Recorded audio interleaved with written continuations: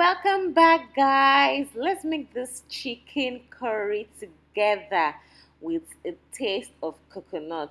Okay, so I have diced chicken breast and I'm adding all my seasoning, my cumin, my ginger powder, my salt, my chili flakes, my seasoning.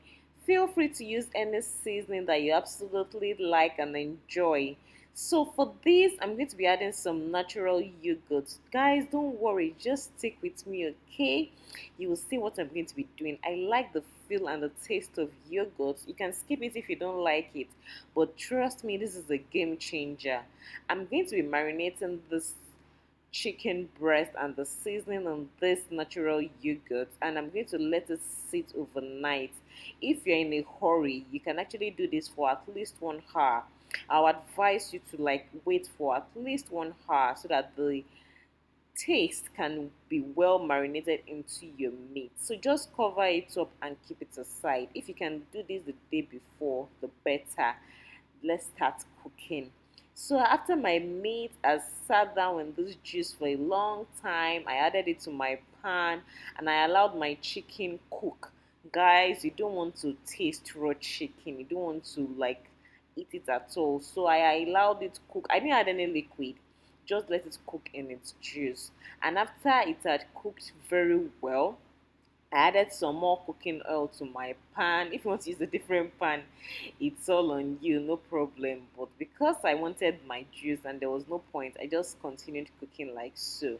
So I added some onions to my cooking oil and I stir fried it a bit. I want it to like get translucent. Then I added some green chili. If you don't like a lot of heat, you can reduce your chili. I'm going with some veggies now, some red, yellow, green bell peppers. Love this so much. I cannot like skip this. This is a given anytime I am making a curry sauce or any kind of sauce. I'm just going to stir fry it all together and make it less crunchy.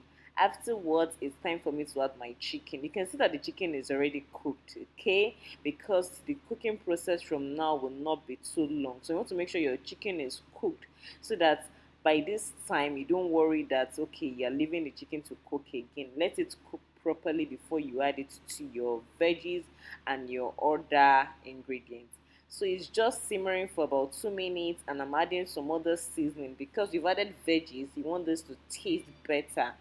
I'm adding my pepper, my black pepper, my other chili pepper.